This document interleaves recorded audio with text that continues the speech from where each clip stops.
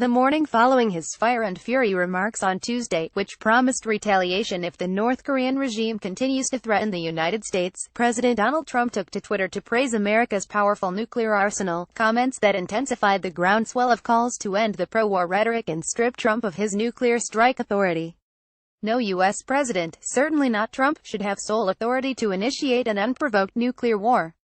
Sen. Ed Markey D. Mass. Trump's threat against North Korea came on the heels of a report by The Washington Post indicating that Pyongyang had successfully produced a miniaturized nuclear warhead that can fit inside its missiles. The Kim Jong-un regime responded just hours after Trump's remarks, promising to hasten the tragic end of the American empire and announcing it would review plans to strike areas around the U.S. territory of Guam, where the U.S. maintains large military bases, with medium to long-range strategic ballistic missiles.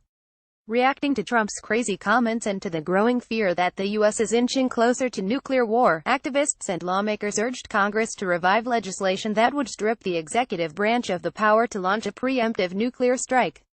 No U.S. president, certainly not Trump, should have sole authority to initiate an unprovoked nuclear war, wrote Sen.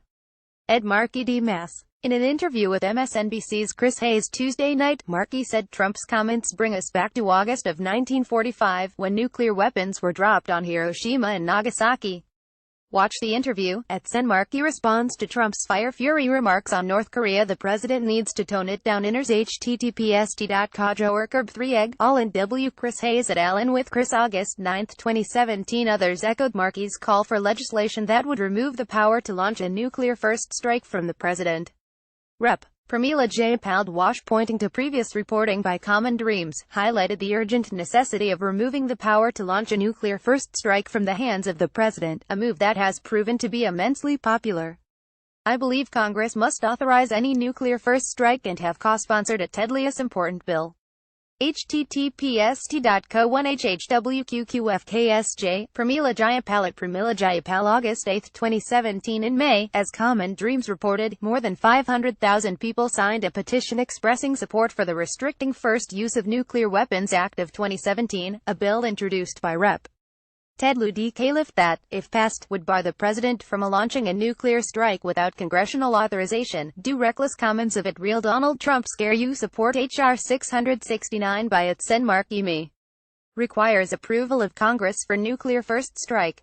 https://t.co/b5q. Ted Lieu at Ted Lieu. August 9, 2017. This cyber-rattling from the president is dangerous, concluded Rep. Barbara Lee D. Califf. We need to de-escalate tensions so that diplomacy can work. Adding to the calls for de-escalation is a newly drafted petition by MoveOn.org, which is set to be delivered to the White House.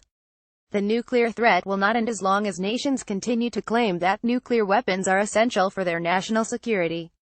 Tomohisa Tao, mayor of Nagasaki, Japan. The petition, which already has over 57,000 signatures, reads, "Stop the insanity. Don't provoke a war with North Korea.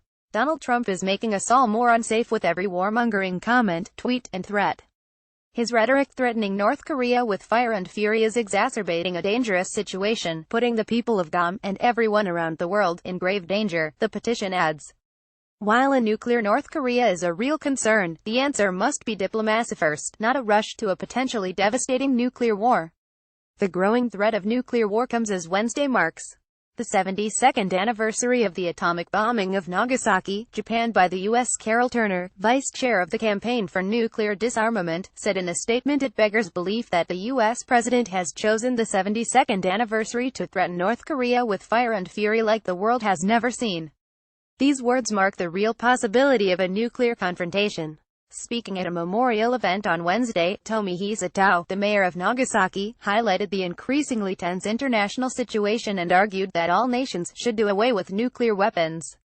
A strong sense of anxiety is spreading across the globe that, in the not-too-distant future, these weapons could actually be used again, Tao said. The nuclear threat will not end as long as nations continue to claim that nuclear weapons are essential for their national security.